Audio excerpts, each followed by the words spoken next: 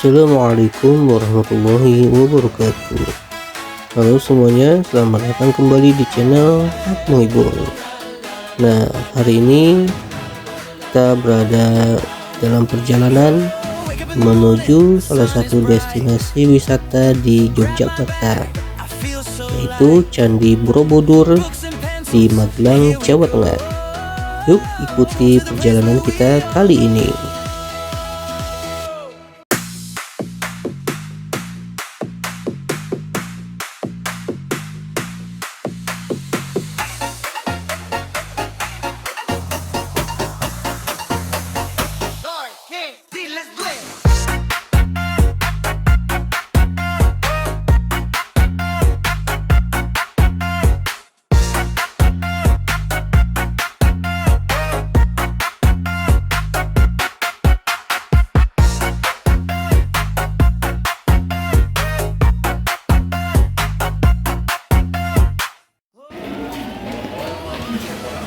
Nah teman-teman, alhamdulillah kita sudah sampai di depan pintu gerbang masuk Candi Borobudur.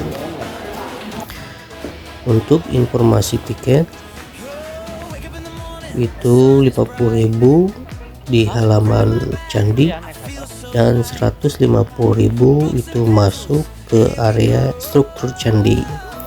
Nah, kalau bisa belinya lebih praktis online, jadi di sini tidak mengantri lagi. Naik candi sini, Pak. Ya.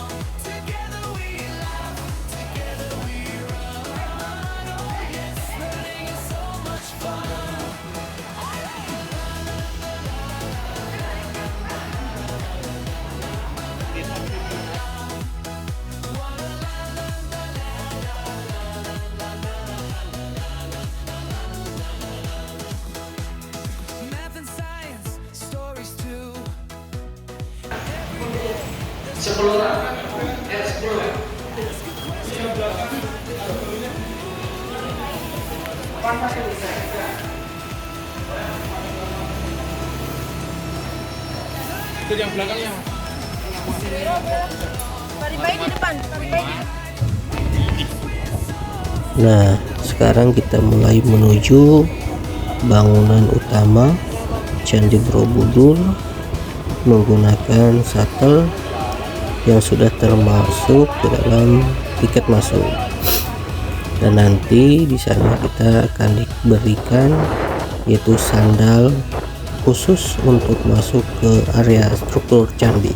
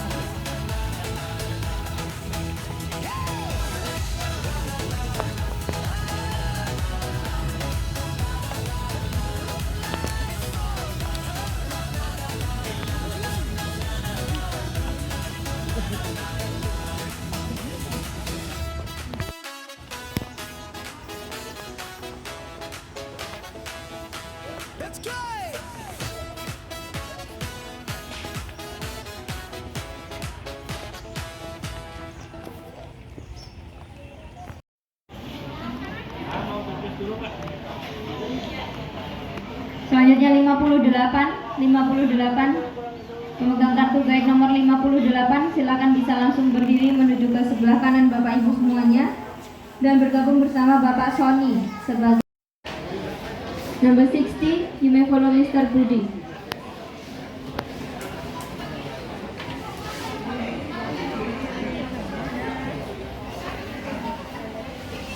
Selanjutnya nomor 1.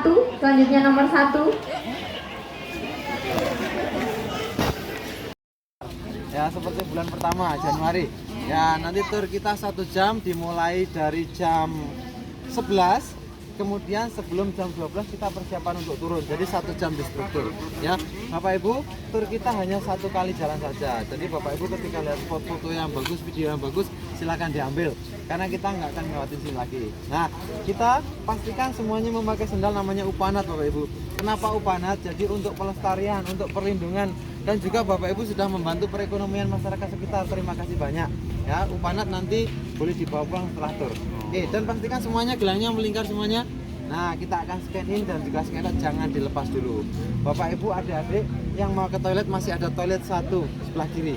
Ya, karena di atas kita nggak ada toilet lagi. Nanti tinggal bilang saja ya. Oke, silakan pakai payungnya, sunscreen, sunblock, panas buru-buru. Yuk.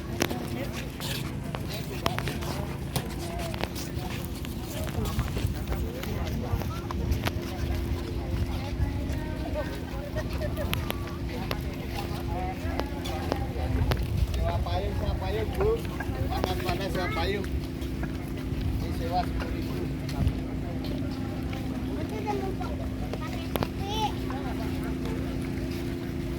Pakai panas. Yo.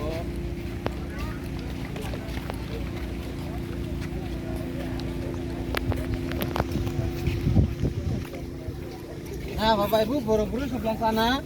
Nanti saya tunjukkan spot foto yang bagus. Kita masih sedikit ya, terlalu jauh di sini. Yuk, masih lagi. 10.000.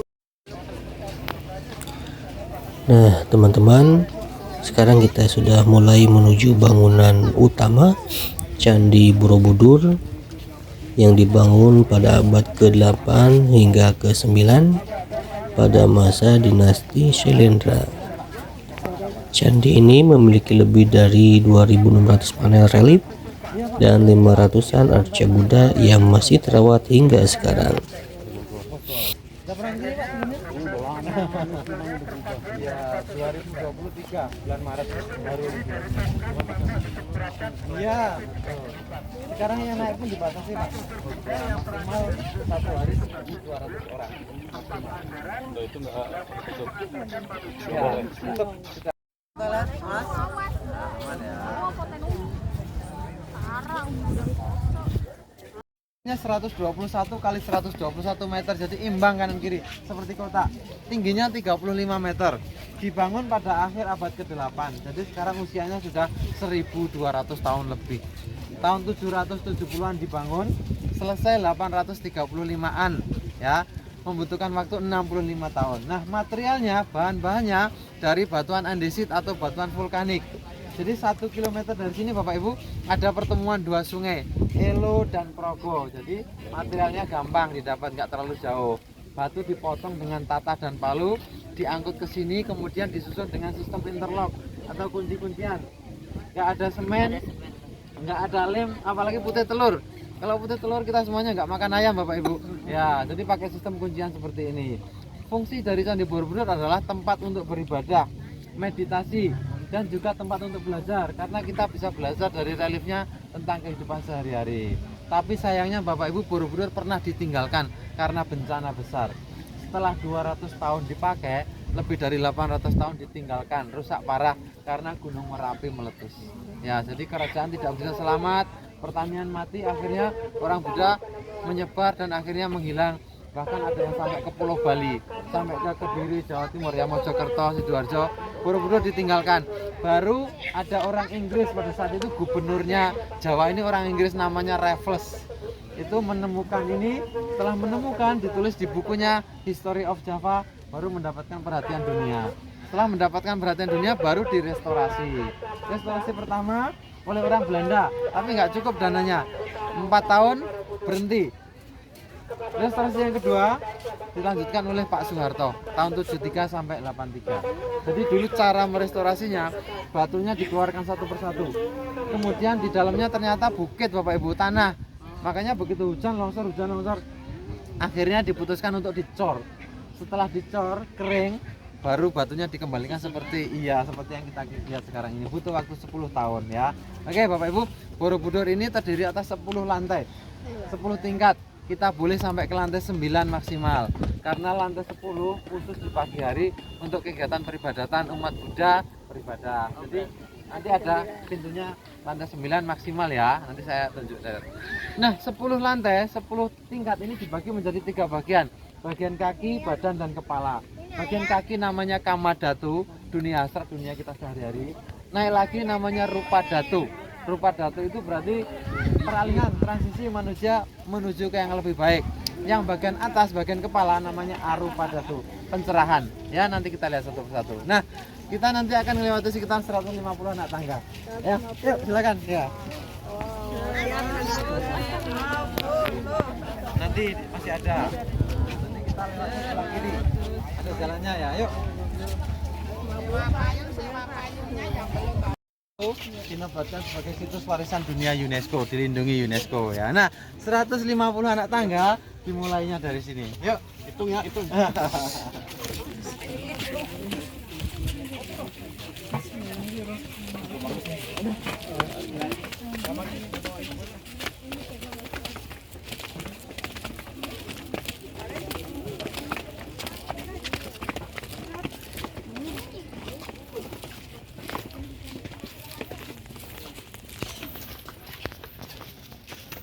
Ya, mataharinya. Di kepalanya lah.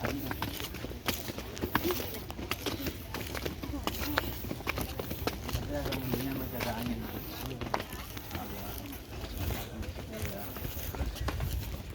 Sampai sini kemana lagi Bapak? Tujuannya Bapak? Kemarin Pak.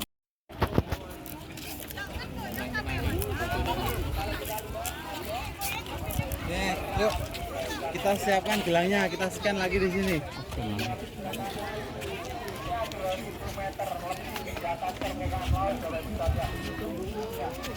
Mana? Nah, Bapak Ibu siap. Di bangunan Borobudur itu ada Kita naik lagi. sisi selatan Gunung Menara, itu Merapi, gunung teraktif di dunia. Saat ini juga dalam keadaan erupsi.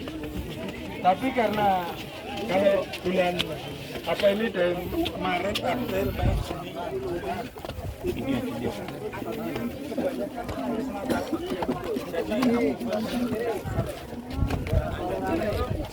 mulai September Kita belok kiri nggak terlalu ramai yuk. Belok kiri ya.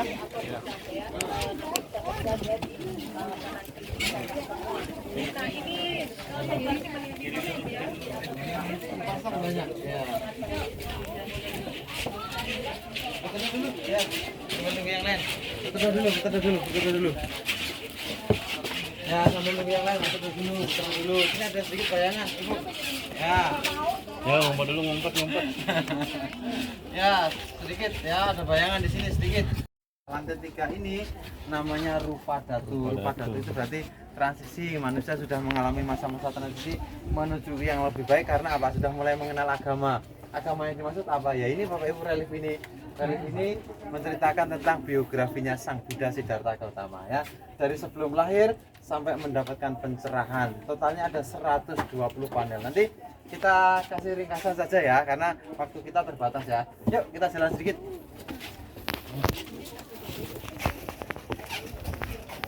Bapak Ibu kalau lihat temboknya ini warna kuning, ini sebenarnya bukan warna aslinya.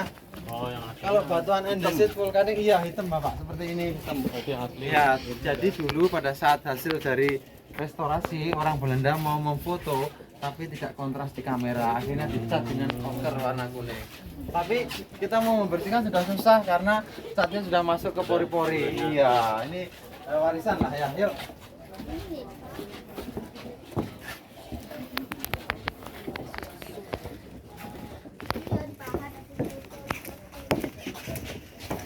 Yuk kita lurus saja.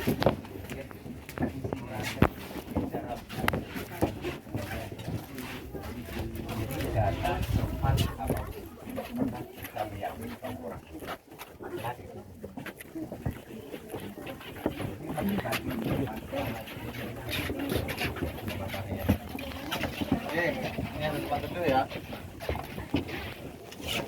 Sudah banyak sekali, totalnya ada 504. tetapi lebih dari separuhnya hilang, nggak ada kepalanya, nggak ada lengannya. Jadi dulu sebelum kemerdekaan, sebelum restorasi, sebelum ada CCTV di sana, sebelum ada CCTV, banyak yang datang kemudian ambil buat dijual Bapak Ibu. Ya ada juga beberapa yang kena gempa bumi. Jadi 504, 250 lebih hilang kepalanya, hilang lengannya. Ya, yuk lanjut.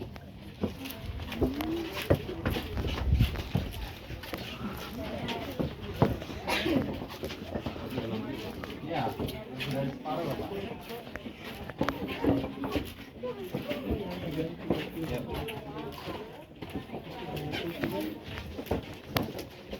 Bapak Ibu, sebelum kita meninggalkan relief ini, nanti kita naik ke satu tingkat lagi, nanti kita ada tempat duduk, bisa duduk-duduk itu nanti sambil ambil foto, sambil cerita-cerita. Ini kita sedikit review tentang kehidupan Sang Buddha. Jadi relief ini menceritakan tentang Siddhartha Gautama dari sebelum lahir sampai lahir di Taman Lumbini, kemudian mendapatkan pencerahan, kemudian mengajar. Totalnya ada 120 panel. Namanya Lalita Vistara atau biografinya Sang Buddha. Naik lagi nanti kita akan lihat relief namanya Gandawiya yang ada pesannya. Yuk kita naik. Yuk. Di Nirvana ada satu, jadi totalnya 6. Contohnya sebelah timur itu tangan kiri seperti ini, tangan kanan seperti ini. Ini kalau dalam bahasa Sanskerta namanya bumi sparsa. Bumi sparsa itu berarti menyentuh bumi, menjadi saksi bahwa kita harus rendah hati, humble, harus membumi. Di sebelah selatan tangan kiri tetap sama, nomor 2 deh. Sebelah kanan seperti ini. Ini kalau dalam bahasa Sanskerta namanya wara mudra atau memberi, bersedekah, berderma. Di sebelah barat tangan kiri tetap sama, tangan kanannya seperti ini. Ini namanya dhyana mudra. Dhyana itu berarti konsentrasi atau meditasi. Sebelah utara beda lagi, kiri tetap sama, kanannya seperti ini. Ya, ini kalau dalam bahasa Sanskerta namanya abhaya mudra. Abhaya itu berarti tidak boleh takut terhadap kita. Kenapa tangan kirinya sama terus seperti ini? Jadi ada pesan ya, ada 2 pesan. Pesannya adalah kita harus mengontrol 2 hal. Satu, kita harus mengontrol perut kita. Yang kedua, Syahwat. ya bawa perut ya, Ibu. 2 hal ini harus dikontrol. Ya, kalau lepas kontrol bahaya. Sebelah kanan selalu berbeda. Nah, di lantai 6 mau timur, selatan, barat, utara sama. Tangan kiri seperti ini, tangan kanan seperti ini. Ini namanya Vitarka Mudra. Vitarka itu berarti mengajar. Makanya kadang ada anak kecil yang susah diajarkan kan. Yang di atas di Nirvana sudah nggak ada lagi seperti ini karena pelajaran kita selesai di lantai 6. Tangan kiri seperti ini, kanan seperti ini.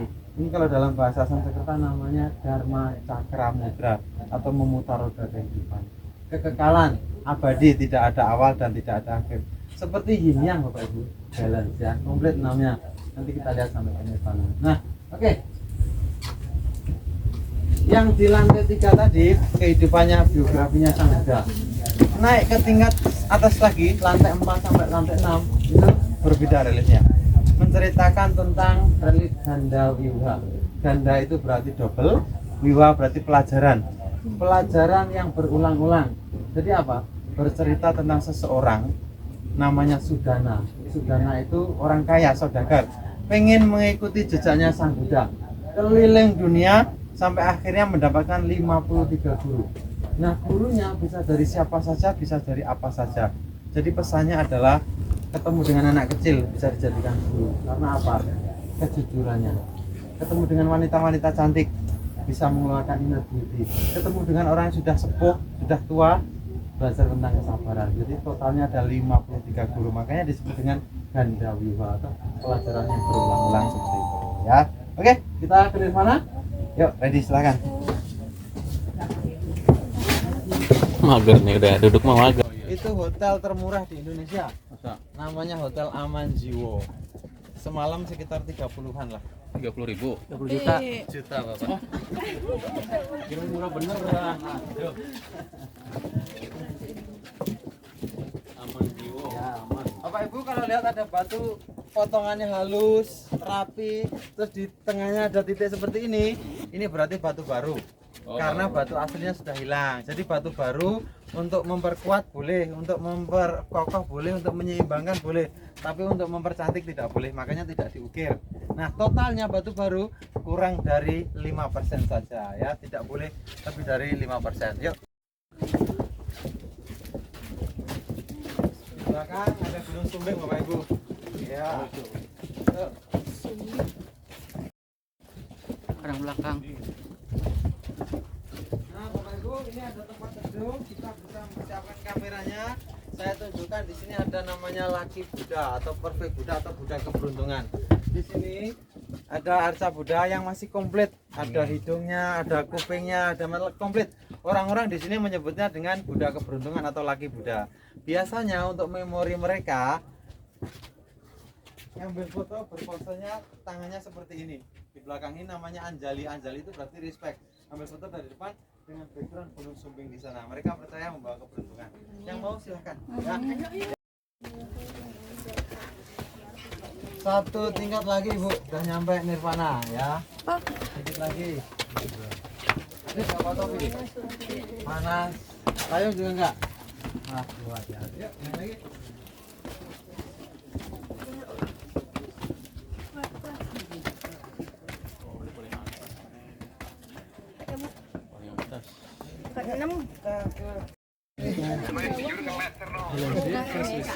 Hayo.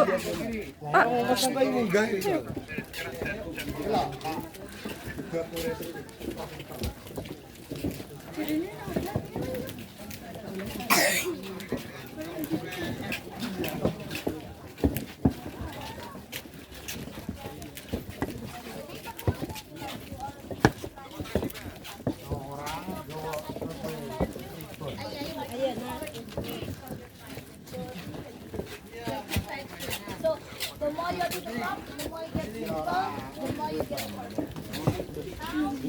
Tembok, mepet ke tembok. Ya, nanti saya kasih free time ya, mepet ke tembok.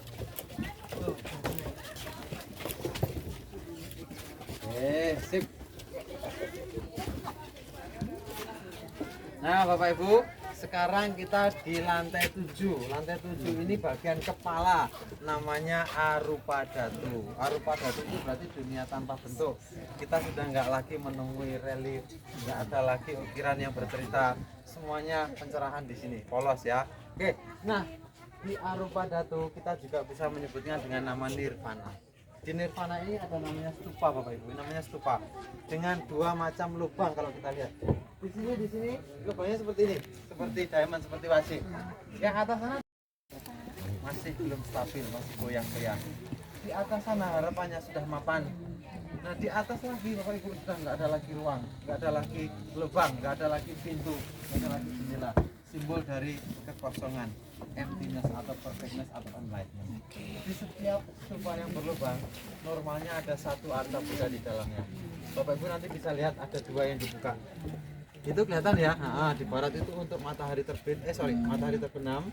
Yang di timur untuk matahari terbit. Jadi Bapak Ibu tidak perlu lagi merogoh dalamnya seperti apa, sudah disiapkan dan terbuka ya. Ya kalau dulu boleh Bapak, sekarang sudah nggak boleh. Bapak kalau mau nyentuh patung Buddha tangannya nggak nyampe, pasti Bapak manjat. Begitu manjat pecah batunya. Ya sekarang sudah nggak boleh. Cukup sekitar sambil video foto boleh, berdoa juga boleh. Nah Bapak Ibu boleh sampai ke lantai 9 ya, nanti Bapak Ibu akan melihat arca Buddha yang di dalam dengan sikap tangan sudah nggak ada lagi seperti ini. Pelajaran kita kan sudah selesai. Tangan kiri seperti ini, tangan kanan seperti ini. Di situ ada nomor 6, Pak. Namanya Dharma Cakra Mudra, memutar roda kehidupan, ya, infinity di dalamnya. Oke, Bapak Ibu, saya kasih waktu bebas, nggak usah buru-buru. Sampai jam 11.50 enggak apa-apa. Seandainya Bapak Ibu sudah kepanasan mau turun duluan boleh, nanti tinggal bilang saya, nanti saya tunjukkan pintu keluarnya di sebelah barat. Di sana ditutup, di sana ditutup, timur juga tutup. Cuman satu saja sebelah barat. Kalau Bapak melihat ada bukit itu berarti itu sebelah barat. Timur ada gunung yang ada asapnya, itu Merapi. Berarti kebalikannya ya. Oke, silakan Bapak Ibu boleh sampai lantai 9 ya. 8, 9. Kalau mau di sini silakan. Ya boleh. Level 1 ini saja. Berdiri di sini juga boleh. Tapi kalau naik lagi tidak diperbolehkan oleh Bu. Dan juga hati-hati anaknya dijaga, pasangannya dijaga. 8, 9, 10 tidak. 8, 9.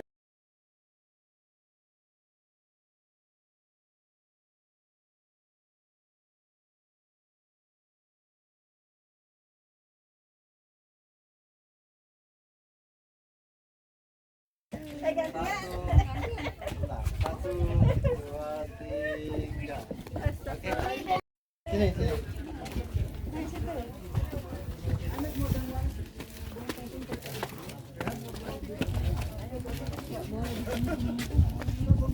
Nggak boleh duduk. Ininya aja loh Bu. Udah langsung aja ke atas. Sono dulu lah. Enggak lu yang ada rumah.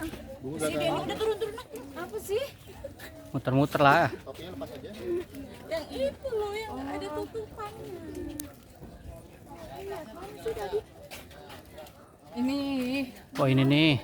Nih. Berarti di atas tar. Di atas lah harusnya. Ya udah muter wae dulu. Putar dulu. Masih ya. Oh ya.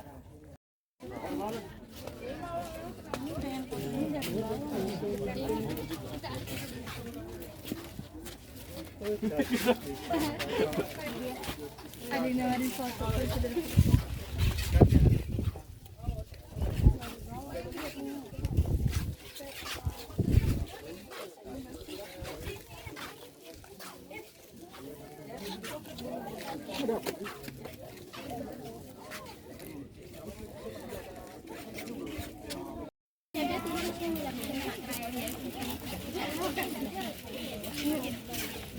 Tar dulu.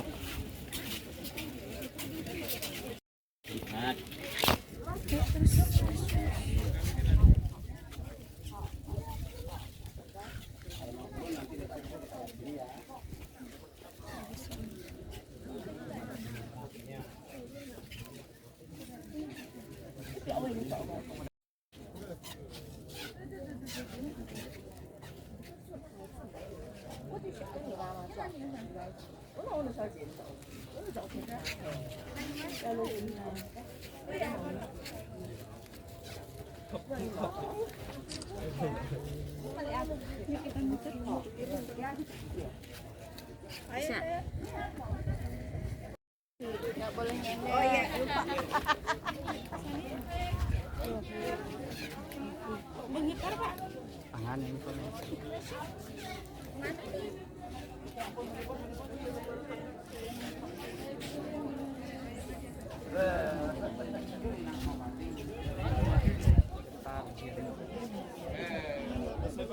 Iya.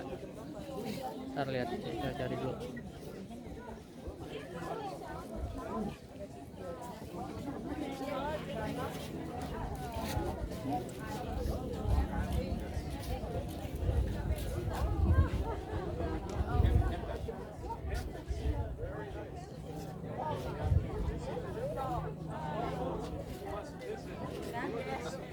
Kita mau pasang patung yang satu.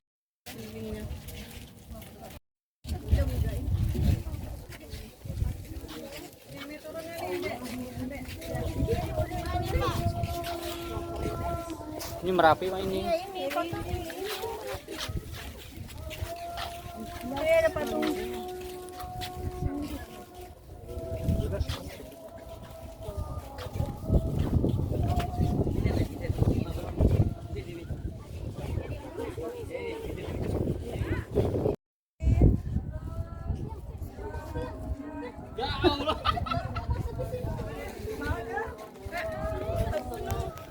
Nah teman-teman, di sepanjang perjalanan tadi kita bisa melihat ukiran relief yang sangat detail mengenai tentang perjalanan Sang Buddha. Nah, semakin ke atas ini pemandangannya semakin indah.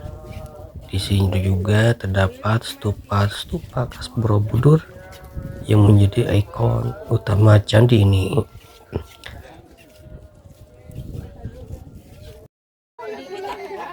Cuma di satu pintu. Cuma dibuka satu pintu. Enggak, maksudnya enggak setinggi tadi. Dia nggak boleh di sini. Boleh pulang, boleh foto. Sampai jam sore kan keluar foto-foto di sini. Habis ini kita ke Langsung gerak. Merapi. kita sampai sore berarti yang Merapi. Soalnya 2 jam. Tadi kan harusnya kalau misalnya di sini sampai jam itu kan sekitar, kalau kan itu juga tadi berangkatnya. Nah, tangganya curam, tinggi-tinggi. Bukannya orang dulu tinggi-tinggi, bukan. Ini filosofinya kalau kita ingin mencapai sesuatu yang tinggi harus bersusah payah. Iya. Harus penuh kesabaran nih, latih kesabaran Pak. Pak ini pegangin aku.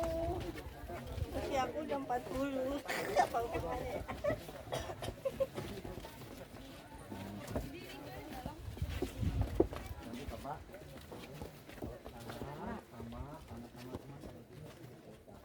Bapak lewat sana yang ada duduk itu, tinggal kanan nanti sudah dekat. Nah, jadi ada dua jalan seperti ini. Mending lewat sana. Nah teman-teman, kalau kalian ingin berkunjung ke Candi Borobudur, datanglah pada pagi hari supaya cuacanya masih sejuk dan pengunjung belum terlalu ramai. Kalau di siang hari seperti ini, cuacanya sangat terik dan panas. Nah teman-teman, itu dia perjalanan kita hari ini di Candi Borobudur.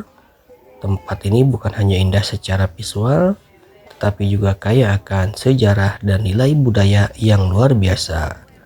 Kalau kalian suka, like, komen, dan subscribe supaya tidak ketinggalan vlog wisata berikutnya.